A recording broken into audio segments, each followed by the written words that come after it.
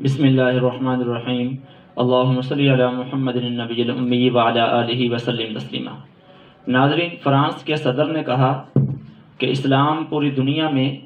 بحرانوں کا شکار ہے۔ یہ بات اس کی غلط ہے۔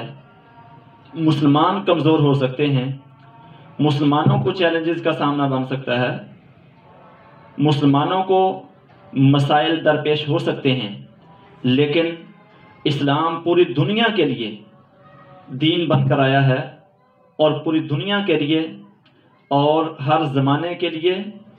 اور قیامت تک آنے والے انسانوں کے لیے مکمل رہنمائی کا سامان لایا ہے۔ اس لیے اسلام کو کسی دور میں بھی کسی چیلنج کا سامنا درپیش نہیں، کیونکہ اسلام اللہ کا دین ہے۔ ان الدین عند اللہ الاسلام، کہ دین اللہ تعالیٰ نے اتارا ہے، نبی پاک صلی اللہ علیہ وسلم پر اللہ تعالیٰ نے کامل دین اتارا ہے، تو یہ بحرانوں کا شکار نہیں ہو سکتا، بلکہ مسلمان بحران کا شکار ہو سکتے ہیں، مسلمان کمزور ہو سکتے ہیں، مسلمان مسائل کا شکار ہو سکتے ہیں۔ تو فرانس کے صدر میکرون کی یہ بات ٹھیک نہیں ہے، اور اس نے پھر اس کے بعد جو گستاخی کی اور گستاخانہ خاکے جو ہیں وہ شائع کرنے کا اس نے سرکاری سطح پر انتظام کیا، اور سرکاری سطح پر اس نے گستاخانہ خاکے شائع کروائے۔ پوری دنیا میں اس کی مذمت کی گئی، مسلمانوں نے اس کی مذمت کی۔ یہ دراصل ایک رد عمل ہے،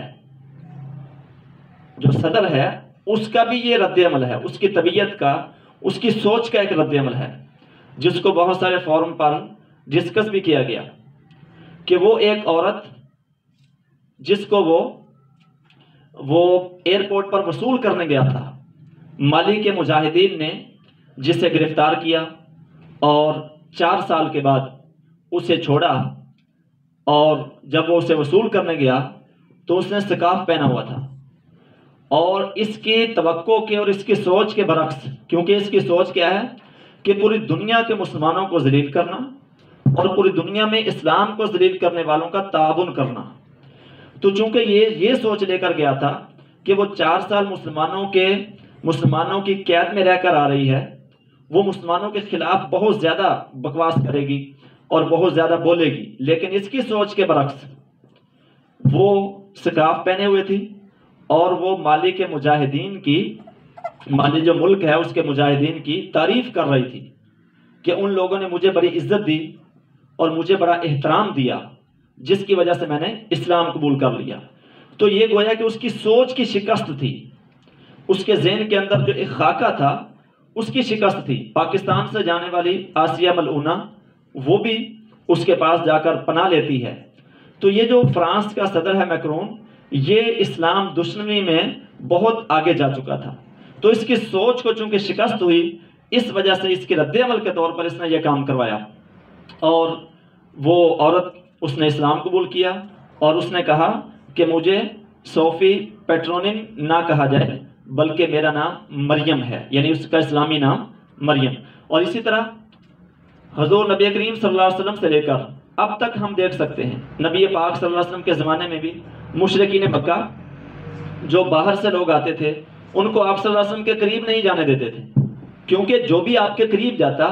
اور آپ کو قریب سے دیکھتا، یعنی آپ کا عمل گویا کہ اسلام تھا، آپ مکمل اسلام تھے، آپ مکمل قرآن تھے، یعنی آپ عملی قرآن کی ایک تفسیر تھے، تصویر تھے، اس لیے جو بھی آپ کو دیکھتا وہ اسلام قبول کر لیتا، جو آپ کے ساتھ آپ کے ساتھ برتاؤ کرتا، آپ کے ساتھ کچھ دیر ٹھہرتا، آپ کے اعمال دیکھتا، تو وہ آپ سے متاثر ہو کر اسلام قبول کر لیتا۔ اس وجہ سے مشرکین مکہ یہ پروپیگنڈا کرتے تھے کہ کسی کو حضور صلی اللہ علیہ وسلم کے قریب نہ آنے دیا جائے۔ چنانچہ یہ اس وقت سے لے کر اب تک، یعنی صحابہ کرام رضی اللہ عنہم کے پاس بھی بہت سے لوگ قید ہو کر آئے، لیکن انہوں نے اسلام قبول کر لیا۔ حاتم طائی کی بیٹی جب وہ مسلمانوں کے پاس آئی اور مسلمانوں نے اس کو قید کیا اور بعد میں اس کو رہا کیا، نبی پاک صلی اللہ علیہ وسلم نے خود اس کو رہا کیا، تو وہ واپس جب گئی اپنے علاقے میں، یمن کی طرف، یمن کا کوئی علاقہ تھا ان کا، تو اس کا جو بھائی تھا عدی بن حاتم، یعنی حاتم طائی کا جو بیٹا عدی تھا، اس نے اپنی بہن سے کہا کہ تو مسلمانوں کے پاس رہ کر آئی ہے، مسلمانوں کی قید میں تو رہی ہے، مسلمانوں کا سلوک تو نے کیسے دیکھا؟ یعنی وہ اس کی غیرت کو للکار رہا تھا، لیکن اس نے کہا کہ میں نے ان سے زیادہ عورتوں کا احترام کرنے والا کوئی نہیں دیکھا، ان سے زیادہ میں نے عورتوں کی عزت کرنے والا کوئی نہیں دیکھا، اور تم بھی جاؤ، تم نے اگرچہ اسلام کی مخالفت میں اپنی گزشتہ زندگی گزاری ہے، لیکن تمہیں نبی کریم صلی اللہ علیہ وسلم معاف کر دیں گے۔ چنانچہ وہ بھی گئے اور انہوں نے بھی اسلام قبول کر لیا۔ تو نبی پاک صلی اللہ تعالی علیہ وسلم کا دور ہو، صحابہ کا دور ہو، صحابہ کے دور میں جب عیسائی سلطنت فتح ہو رہی تھی، روم فتح ہو رہا تھا، کسرا فتح ہو رہا تھا اور ایران فتح ہو رہا تھا، تو اس دور میں بھی یہودی، نصرانی اور اسی طرح سے مجوسی یہ اسلام کے خلاف پروپیگنڈے کرتے تھے، اور اپنے جو لوگ تھے یعنی عیسائی تھے، یہودی تھے، ان کو کہتے تھے کہ مسلمان بڑے وحشی ہوتے ہیں، مسلمان بڑے ظالم ہوتے ہیں، مسلمان بڑے دقیانوس ہوتے ہیں، یعنی مسلمانوں کے خلاف ان کے کان بھرتے تھے۔ لیکن جب وہی لوگ مسلمانوں کو قریب سے دیکھتے اور مسلمانوں کا عمل دیکھتے، صحابہ کرام کا عمل دیکھتے، تو وہ اسلام لے آتے اور اسلام کے پیروکار بن جاتے، اسلام کے محافظ بن جاتے۔ تو اسلام کو قریب سے جنہوں نے دیکھا ہے، اسلام کو پڑھا ہے، وہ لوگ کبھی بھی اسلام کے خلاف آواز نہیں اٹھا سکتے۔ آپ ذرا تاریخ پر نظر دوڑائیں تو نبی کریم صلی اللہ تعالی علیہ وسلم کا جب خط کیسر کے دربار میں پہنچا تو کیسر نے عرب کے کچھ لوگ بلائے، جن میں ابو سفیان بھی تھے جو اس وقت اسلام نہیں لائے تھے، تو ان سے اس نے 10 سوال کیے تھے، لیکن 2 سوال ایسے تھے جس کو ابھی میں ذکر کرنا چاہتا ہوں۔ ایک سوال یہ تھا کہ کیا محمد صلی اللہ علیہ وسلم کے ماننے والوں میں کوئی واپس بھی گیا ہے، یعنی کوئی مرتد بھی ہوا ہے؟ تو ابو سفیان نے جواب دیا کہ نہیں، اور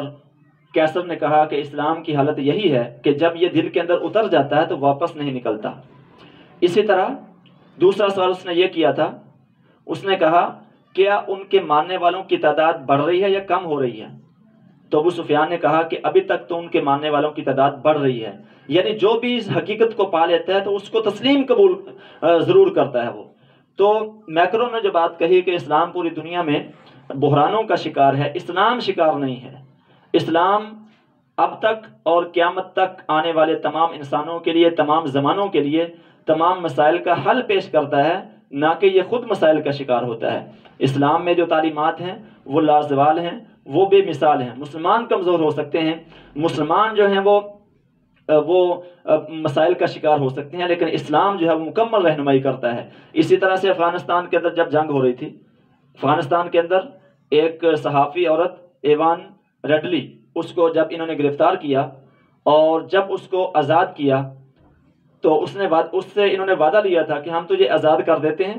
لیکن آپ نے قرآن پاک کا مطالعہ کرنا ہے، قرآن پاک کے اندر غور و فکر کرنی ہے۔ چنانچہ اس نے ان سے آزاد ہونے کے بعد قرآن پاک کے اندر غور و فکر کی، قرآن پاک کا مطالعہ کیا، تو اس نے بھی اسلام قبول کر لیا۔ تو پوری دنیا میں جہاں کہیں بھی لوگ